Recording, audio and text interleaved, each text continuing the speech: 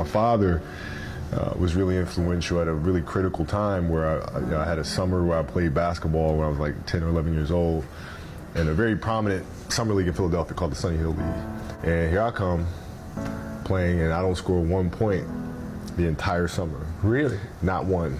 How old were you?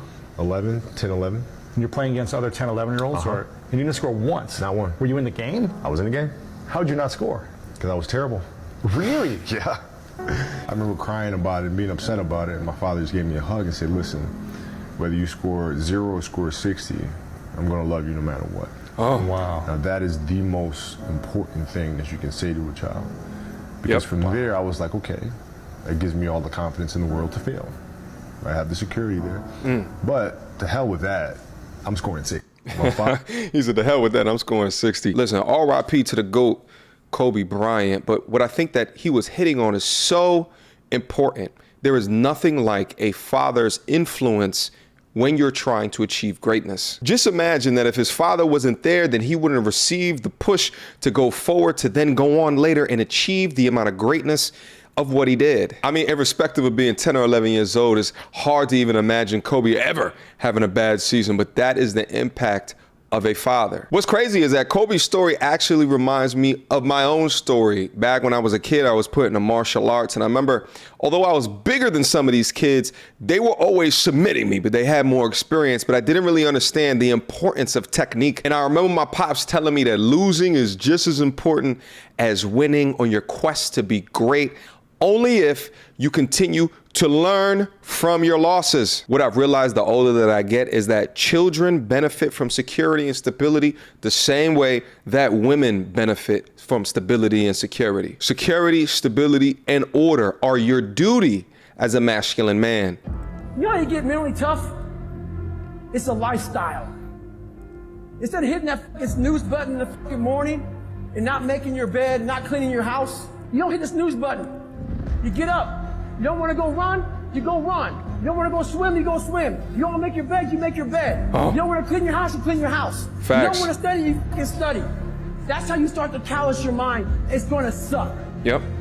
It's not going to be fun.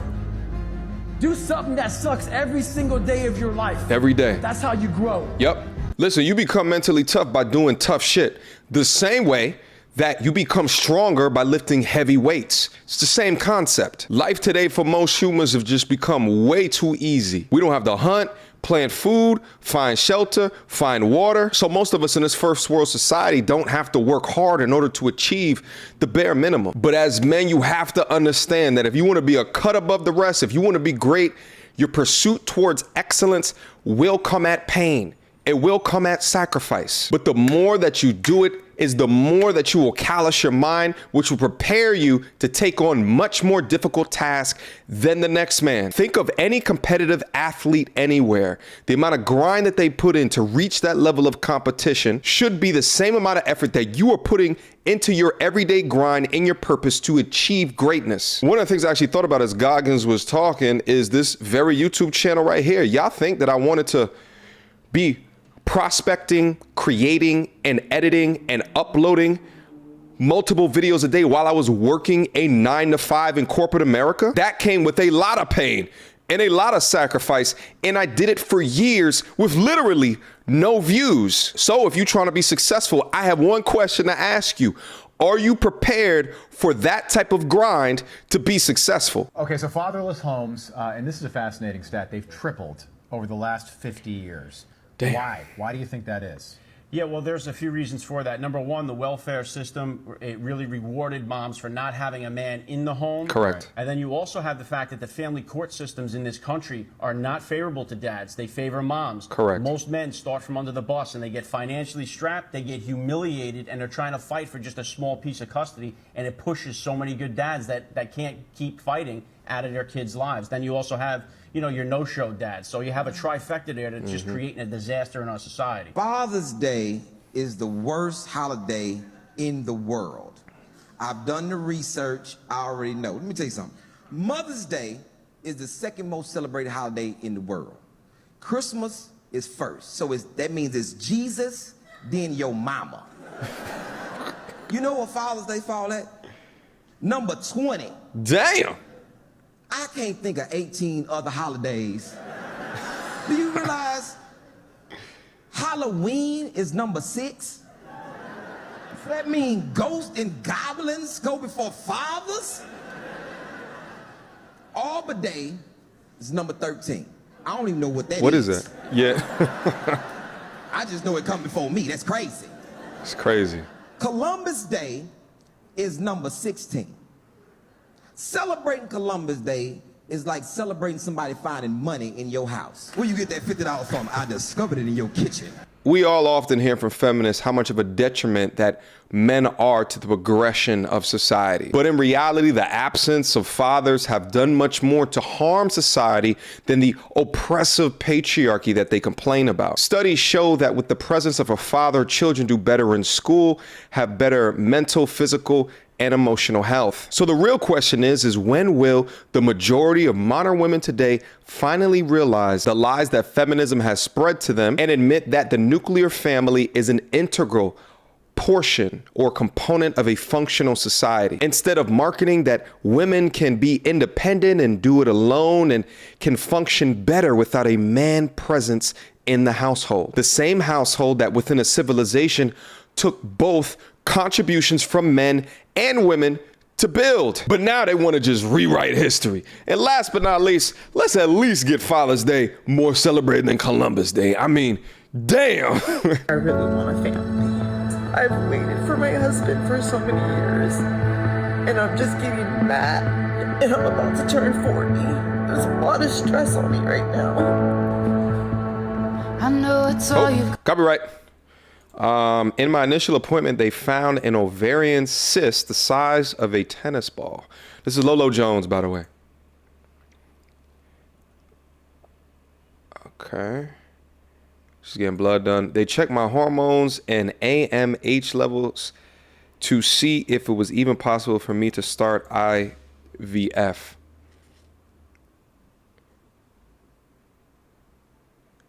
Meetings with Dr. Chappelle and the senior. Okay, what's she saying? Hormone levels are normal, so we're gonna proceed with the process of Copyright. Okay. The first shot of many. Okay, so she's starting IVF. I have to do multiple shots 11 days in a row. It's a big old needle. IVF to be continued. Okay, that's the rest of the video. Let's talk about this real quick. What's particularly sad about this story is that when we generally talk about modern women today, we talk about those that have maybe rode the carousel down into the past and kind of expect a guy to wife all that up going into the future. But Lolo Jones, from my understanding, is actually a virgin. So think about this, being a virgin that's waiting for marriage. She's very attractive. She's in incredible shape because she was an Olympian, but she still can't find a man, further demonstrating that a woman's accolades do not make her attractive or sought after. She can be a great athlete, but that may not translate into being a great option. But it also makes you think, how long is her checklist, or what barriers have she been setting up in pursuit of getting married? She grew up in a time period where feminism was at its damn height. So it must be confusing as heck to have all of these accolades and to have this movement pushing how awesome you are, but then a man has yet to sign up for that task. In reality, she's experiencing right now what a lot of modern women are experiencing. It's just that she's brave enough to put it on social media. The timing of the story is crazy because I recently just talked to my homegirl the other day who said that she went through IVF and decided to have a baby with a guy who was questionably within her life. And she decided to do so because she's almost 40 as well. And her doctors told her that her time is running out. But so many women today are sold the dream that they can have it all, that they can be as independent as they want, that they are exclusively the prize, and not to work on yourself to become more marriageable for men, which many are finding out today is increasing the opportunity for them never to have a family. But their biological drivers, when that wall hits, is telling them that there's something gravely wrong. Now modern women today are going through great lengths to ensure that they can have a family, irrespective of the data of the value of nuclear families. It's just a crazy time that we live in. But listen, at the end of the day, I wish her nothing but the best. I do hope that her procedure goes successful so she can hold off on it as long as that she wants, as she looks to find a guy that, you know, would perhaps marry her. And listen, the last thing I want to say about this, I actually mentioned this in a video a few months back, is that I wish that there was a place where more people would see the truth about how their lives are concluding based off of the decisions and the choices that they have made in the past. Because I think what happens is that on social media, everyone pushes, you know, the marriages and the weddings and everyone's smiling, and they never talk about the truth or reality of the situations. But what we just saw right here at the end of this Lolo Jones clip is the reality of her particular situation. When your checklist is this high and you're not equating your value to what is realistic for you in the dating marketplace today, not based off your accolades, but how much are you seen as a marriageable woman from a guy's perspective? And if you don't realize it soon enough, then this can be your results. Questions, comments, concerns? Y'all already know what to do. Mediocre tutorials and reviews at gmail.com. Guys, you liked today's video. If you did or you didn't, leave your comments down in the comment box down below so we can have a discussion about it. All right?